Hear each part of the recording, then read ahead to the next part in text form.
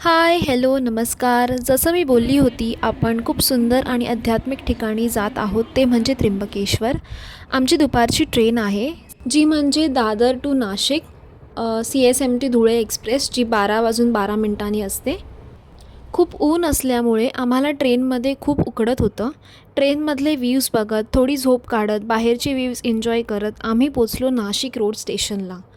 इथून बस, sharing auto, taxi easily मिळते. पण आमची बजेट ट्रिप असल्यामुळे वी चोज बस. बसची तिकीट फक्त ₹70 होती.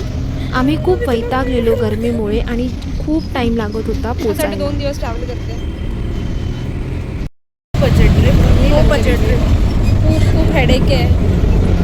कोणी सांगितलं एका कोणी तासामध्ये सांगितलं ऑटो होती आम्ही दोघी करा खर्च. तेच आम्ही म्हणतो 100 रुपये वाचवण्यासाठी आम्ही अजून पण बसमध्ये आहोत. 2 तास गेले 2 तास सनसेट पण नाही दिसत. फायनली आम्ही सुटकेचा श्वास घेतला आणि आम्ही पोचलो त्र्यंबकेश्वरला. बसमधून उतरल्यानंतर आम्ही स्टेसाठी हॉटेल सर्च करायला लागलो. हॉटेल स्टेज 1500पासून स्टार्ट होतात. आम्ही मंदिरजवळच हॉटेल बघितलं. एंडमध्ये डिटेल्स मी शेअर केले आहेत, नक्की बघा. चेक इन करून, आंघोळ करून, नटापटा करून आम्ही निघालो दर्शनाला. हे मंदिर भगवान शिवच्या 12 ज्योतिर्लिंगपैकी एक आहे आणि त्यामुळे ह्या ठिकाणाचे धार्मिक महत्त्व खूप मोठे आहे. त्र्यंबक म्हणजे 3 डोळ्यांचे भगवान शिव. ह्या मंदिराची खास गोष्ट म्हणजे इथल्या शिवलिंगमध्ये ब्रह्म, विष्णू आणि महेश ह्या तिन्ही देवांचे प्रतीक मानले जाते. हे मंदिर काळ्या दगडात बांधलेले आहे. पेशवा बालाजी बाजीराव यांनी 18व्या शतकात बांधलेले असे मानले जाते. दर्शन करायला आम्हाला 2 तासपेक्षा जास्त लागले, कारण आरती चालू असल्यामुळे लाईन थांबलेली. सकाळचे दर्शन चांगले व लवकर होते. सकाळपासून काहीच खाल्ल्या नमुळे आता मात्र पोटात कावळे ओरडायला सुरुवात झालेली. म्हणूनच आम्ही निघालो पेटपूजा करायला. Food was not that good, but 10:30 वाजलेले म्हणून आम्हाला वाटलं सगळं बंद होईल. पण हॉटेल्स चालू असतात ते आम्हाला खाऊन झाल्यानंतर समजलं. So don't do this mistake. Ice cream खाऊन आम्ही निघालो रूमवर आराम करायला. नेक्स्ट डे 5ला उठून मंदिरजवळ असलेल्या ब्रह्मगिरी हिल्सला जाऊन सनराईज बघायचा प्लॅन होता. पण आमची सकाळ झाली 7ला. मग काय, तसंच फटाफट फ्रेश होऊन आम्ही निघालो श्री गजानन महाराज संस्था बघायला. फ्रॉम त्र्यंबकेश्वर मंदिर it is around 10 to 15 minutes walking distance. खूप सुंदर मंदिर आहे. इथे भक्तांसाठी राहण्यासाठी भक्तिनिवास आहेत. इथे रूमची प्राईस 400 to 900पासून सुरू होतात. जर फॅमिलीसोबत येत असाल तर ही जागा परफेक्ट आहे स्टेसाठी. तुम्ही आधीच बुकिंग करू शकता ऑनलाईन पोर्टलवर जाऊन. जी के मी डिस्क्रिप्शनमध्ये ते पोर्टलचं लिंक देते.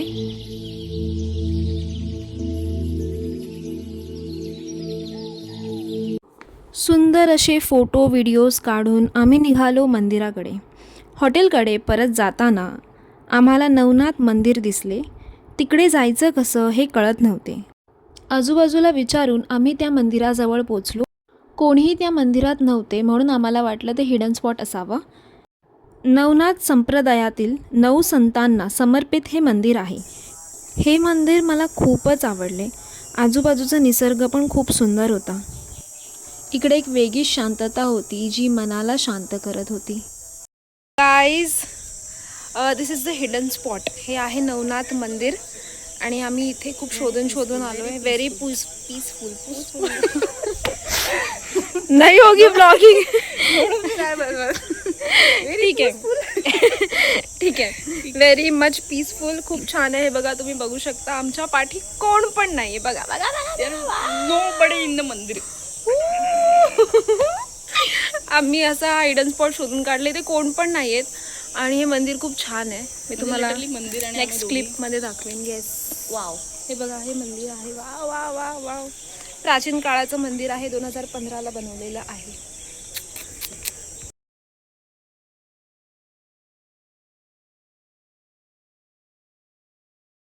तिथून बाहेर पडल्यानंतर आम्ही जुने महादेव मंदिर मध्ये दर्शनला गेलो. त्यानंतर फेरफटका मारत आम्ही कुशावर्त कुंडला निघालो. कुशावर्त कुंड हे त्र्यंबकेश्वरमधील एक अतिशय पवित्र तीर्थस्थान आहे. हे कुंड गोदावरी नदीच्या पवित्र उगमस्थान मानले जाते. हे कुंड पेशवांच्या काळात बांधले गेले असे सांगितले जाते.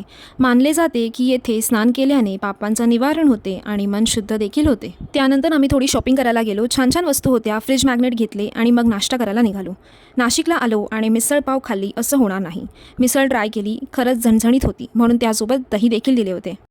हा होता आमचा रूम आणि त्याची आम्हाला कॉस्ट पडलेली 1500 रुपये एका नाईट स्टेसाठी.